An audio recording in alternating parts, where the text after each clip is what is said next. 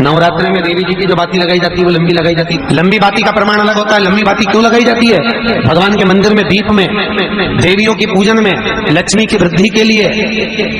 कौन से देवता के यहाँ लंबी बत्ती लगती है और कौन से देवता के यहाँ गोल बत्ती लगती है, उसका भी प्रमाण मानना है। किसी देवी की पूजन करो तो लंबी बत्ती आती है, कुल देवता की पूजन करो तो लंबी बत्ती आती है, किसी मंदिर में किसी देवता को लगाने जाओ तो गोल बत्ती लगती है, उसका भी प्रमाण है। लंबी बत्ती जहां लगाई है, अगर लक्ष्मी के सामने लगाई है तो लक्ष्मी की लंबाई बढ़ती है, लक्ष्मी की वृद्धि बढ़ती है। अगर कुल देवता के नाम की लगाई है तो वंश की वृद्धि होती है। इसलिए हमारे यहाँ अमावस्या पूनम को जो पाटे माटे भराते हैं उसमें गोल बत्ती नहीं लंबी लगाई जाती है, जिससे हमारा वंश बढ़ा। नवरात्रि में देवी जी की जो बाती लगाई जाती है वो लंबी लगाई जाती है, गोल नहीं। क्यों? क्योंकि जिससे माँ हम पर कृपा बना कर रखे, हमारा वंश खूब बढ़े, हमारे यहाँ लक्ष्मी की वृद्धि हो। स्थिर बाती, गोल बाती लगाई जाती है ब्रह्मा के मंदिर में, इंद्र के मंदिर में, देवता के मंदिर में। तुलसी के सम्मुख में लंबी बाती नहीं लगती, तुलसी के सम्मुख में गोल बाती लगाई जाती है, जिससे स्थिरता का भाव केंद्रित हो।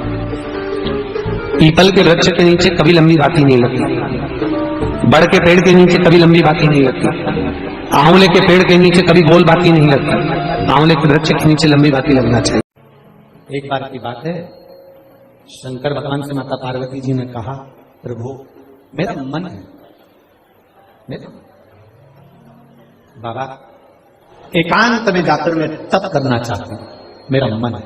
शिव जी ने कहा जा।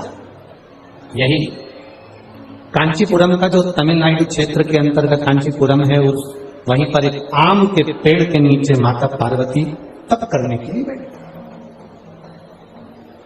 आम के पल्लव में, आम के पेड़ के नीचे। अब थोड़ा ध्यान देने वाला विषय है, थोड़ा ध्यान दीजिएगा। वो जितने भी बैठे हो बड़ा ध्यान देना। शंकर भगवान का तीसरा नेत्र खुला, कामदेव आम के पेड़ पर चढ़ा हुआ था। काय के वृक्ष पर था? आम के पेड़ पर।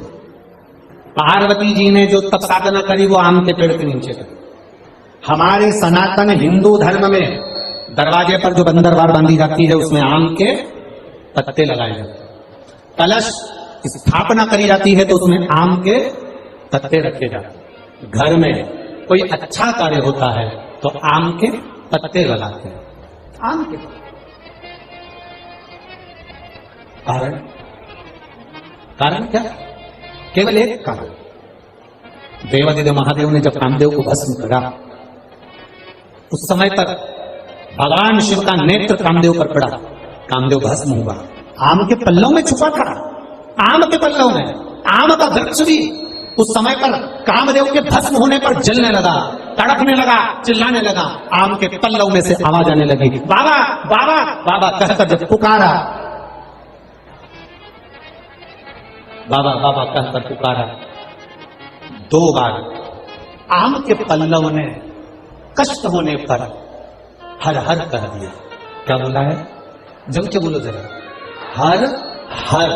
केवल 2 बार आम के पल्लव ने बोलना चाह रहा था, मैं हरा भरा हूं, हरा हरा हूं, और आपने मुझे जला दिया। हर हर बोला। शिव जी की दृष्टि पड़ गई। भोलेनाथ जी ने कामदेव भस्म होकर जमीन पर गिरे और आम के पल्लव को, आम के वृक्ष को शिव जी ने भस्म होने से रोक दिया और कहा, सुन आम के वृक्ष, आम के पल्लव, तूने हर हर कहा है, इसलिए तेरे को मैं भस्म नहीं करूंगा। तेरे ऊपर आने वाली जितनी बाधाएं होंगी वो सब नष्ट कर दूंगा। आम के पल्लव ने कहा, प्रभु मुझ पर आने वाली बाधा अगर आप नष्ट कर रहे हैं तो मुझे वर दे दीजिए नाथ। ऐसा वर दे दो जिसके दरवाजे पर, जिसकी पूजन में, जिसके द्वार पर आम के पल्लव बंधे होंगे उसके घर में कभी दुख प्रवेश ना करे, ये वर दे। ऐसा लगता है कि रात्रि को 1 घंटा 1.5 घंटा सोने के बाद कुछ गलत गलत विचार आने लगते हैं। नींद सुबह 3 बजे तक, 4 बजे तक नहीं आती, 4 बजे के बाद फिर नींद आती है। तो एक प्रैक्टिकल जरूर कर देखना। एक प्रैक्टिकल करने में क्या जाता है? प्रयास करने में क्या कुछ जाता है क्या? प्रैक्टिकल कर देखना कि कहीं सियोर वाला महाराज झूठ तो नहीं बोल रहा। तो प्रैक्टिकल करने में कुछ नहीं जाता। 1 लोटा पानी लो, उसमें थोड़ा सा कच्चा दूध डाल लीजिए। श्राद्ध पक्ष चल रहा है, बेलपत्री का पेड़ या पीपल का पेड़ या बट का पेड़, इन पेड़ के नीचे ले जाकर उस दूध को दोपहर में सुबह 10 बजे से लेकर 12 बजे के बीच में ले जाकर चढ़ा दीजिए। रात्रि को फिर ना आपको प्यास लगेगी, ना भूख लगेगी। नींद एक बार लगी तो सुबह ही खुलेगी। प्रैक्टिकल करने में क्या रहता है? पानी डालने में तुम्हारा कुछ जाएगा? अरे बोलो तो सारी, हमें तो 10 रुपया का दूध जरूर उसमें, और तुम इतनी चतुर हो, इतना सारा दूध थोड़ी डालोगे, तो दूध डाला कहा तुम इतना डालने वाली हो?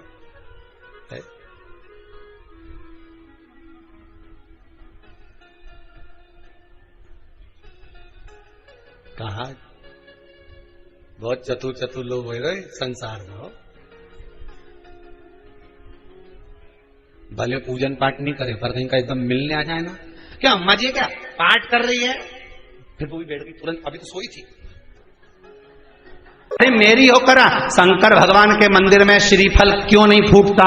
शंकर जी के मंदिर में नारियल क्यों नहीं फोड़ा जाता? क्योंकि शंकर को अधूरा नहीं चाहिए, शंकर को पूर्ण चाहिए। चावल भी देना तो एक दाना देना, भले आखा देना पर टूटा मत देना। बेलपत्री देना एक देना पर खंडित मत देना। फूल देना एक देना पर मुरझाया मत देना। फल देना एक देना पर बेकार मत देना। मिठाई देना एक देना पर बेकार मत देना। भगवान कहते हैं मुझे जो दे वो पूर्ण देना। इसलिए शंकर जी के मंदिर में नारियल नहीं फूटता, क्योंकि उनको पूर्ण चाहिए, उनको पूरा चाहिए।